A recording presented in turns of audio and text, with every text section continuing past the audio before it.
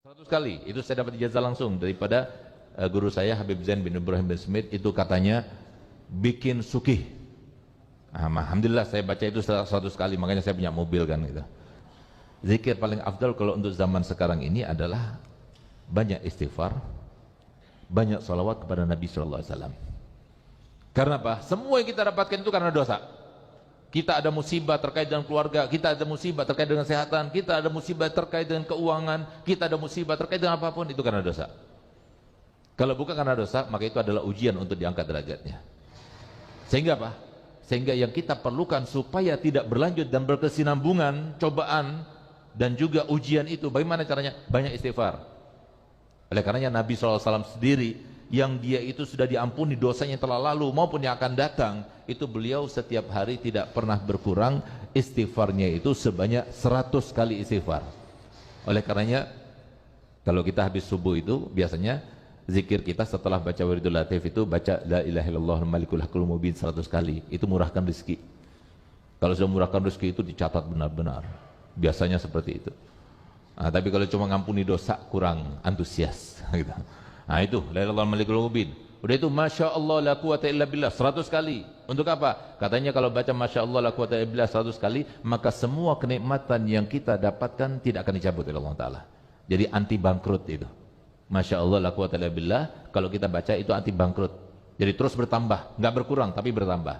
Kemudian baca istighfar 100 kali. Untuk apa? Supaya kita tidak terkena ujian, cobaan, musibah dari sebab dosa-dosa kita.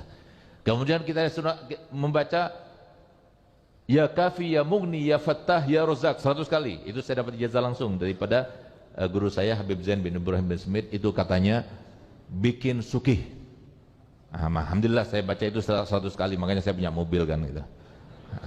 Ayo kalau mau sugih baca ini. Tapi jangan kita membaca zikir, berbagai macam zikir, maksudnya tujuannya supaya sugih. Sholat duha kenapa? Biar sugih. Baca surat Waqiah kenapa? Biar sugih. Baca surat Muluk pada malam hari kenapa? Biar sugih. Jangan. Itu otomatis kita dapatkan. Tapi niat utamanya itu adalah mendekatkan diri kita kepada Allah. Ini yang kita lupakan. Jadi apapun yang kita lakukan daripada zikir, ucapan, tindakan, semuanya itu tujuan kita itu adalah Allah. Yang kita inginkan, yang kita tuju, yang kita harapkan, yang kita dambakan daripada berbagai macam permintaan, itu semuanya datang dari Allah. Ini yang harus kita ketahui, yang kita yakini benar-benar. Orang itu nggak lengser dari jabatannya kecuali karena Allah. Orang itu nggak mendapatkan jabatan kecuali karena Allah. Orang itu nggak mungkin menjadi orang kaya dadakan kecuali karena Allah. Orang nggak mungkin menjadi bangkrut juga karena Allah. Semuanya datang dari Allah, bukan dari manusia, dari Allah. Ini kesempatan kita untuk berdekat diri kepada Allah. Oleh karenanya syaratnya itu ada 3.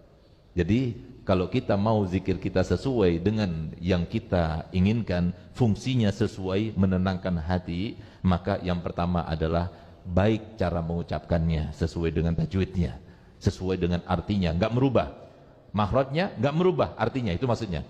Yang kedua, kita harus mengetahui dengan artinya. Insya Allah yang akan datang, edisi yang akan datang, kita akan cetak sesuai dengan yang kita tulis pada waktu itu, khusus untuk wiridul latif.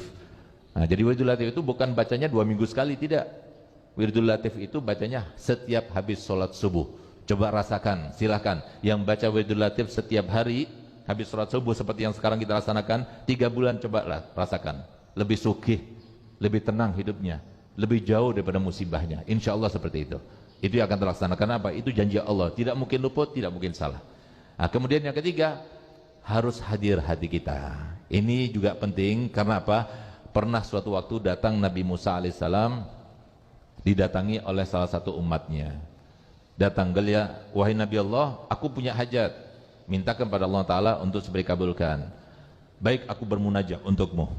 Bermunajahlah Nabi Musa. Dapat jawaban, disuruh dia itu membaca doa ini.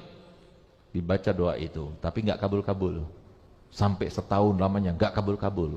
Setelah setahun kemudian datang kepada Nabi Musa lagi. Gelia Nabi Musa, sampai sekarang aku baca doa yang kau berikan, tapi sampai sekarang juga tidak terkabul juga. Apa kata Nabi Musa? Baik, aku akan tanyakan kalau nanti aku bermunajat pada Allah Ta'ala, karena beliau kalimullah. Akhirnya apa? Pada malam harinya ketika bermunajat pada Allah Ta'ala, ternyata Nabi Musa lupa. Sampai akhir mudajahnya Nabi Musa tidak ingat kepada perkataan atau terkaitan sama orang itu, lupa. Tapi lihat siapa yang mengingat? Allah. Tidakkah engkau diminta oleh salah satu umatmu untuk supaya menanyakan kenapa aku berdoa tapi tidak dikabulkan? Coba lihat. Nabi Musa lupa, Allah tidak lupa. Biar kita paham kalau kita terkait dengan Allah, Allah tidak akan melupakan kita. Subhanallah. Gal iya ya Rabb. Kenapa saya sudah berikan sesuai dengan yang kau ajarkan kepadaku untuk sampaikan kepada dia, tapi dia sudah membacanya selama 1 tahun, tapi tidak dikabulkan? Apa jawaban Allah Ta'ala? Wahai Musa, kalau seumpama dia itu meminta kepadaku dengan keseluruhan jiwanya dan hatinya, pasti aku kabulkan dengan 1 doa saja. Bagaimana kau kabulkan dia? Sedangkan dia berdoa selama 1 tahun lamanya, tapi hatinya berada di kambing-kambingnya. Akhirnya apa? Ya tidak dikabulkan. Itulah kita sekarang ini. Sambil baca doa, sambil lihat HP, sambil WA-an. Bagaimana mungkin itu semuanya? Jangan kita katakan, oh saya ini perempuan, Beb. Kan perempuan itu otak kanan ke otak kirinya berjalan, Beb. Walaupun memang hebat perempuan itu. Perempuan itu sambil ngulak-ngulak, sambil teleponan bisa.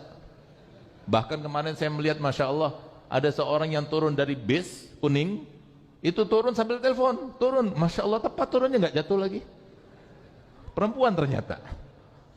Kalau laki-laki nggak bisa seperti itu, lebih fokus dia. Perempuan itu bisa mengerjakan beberapa sekaligus, itu langsung bisa. Tapi kalau zikir nggak bisa seperti itu, harus karena Allah. Jadi kalau kita itu baca zikir itu, lihat artinya apa. Bismillahilladzi la yadurru ma'asmihi syai'un fil ardi wala fis sama' wa huwas samiul alim. Dengan nama Allah, tidak ada satupun di bumi ini yang berbahaya, yang membahayakan saya, kecuali dengan izin Allah. Dan dia maha mengetahui, maha mendengar. Nikmat kalau kita baca itu, yang kita baca tadi, kemudian kita tahu artinya. Kita hadirkan, oh berarti yang memberikan rezeki itu adalah Allah. Oh berarti yang berikan bahagia itu adalah Allah. Itu maksudnya zikir itu. Semua zikir yang kita baca itu supaya kita ingat selalu kepada Allah. Uzkurni azkurkum. Ingatlah kepadaku, aku akan mengingat kamu. Itu tujuannya daripada zikir itu. Kalau sudah diingat oleh Allah Ta'ala, apakah ada di antara manusia yang hebat sekalipun yang bisa menyalahinya, yang bisa mencelakakannya, yang bisa kemudian menghimpitnya, yang bisa memberikan masalah kepadanya? Enggak akan ada. Karena kita sudah bersama Allah.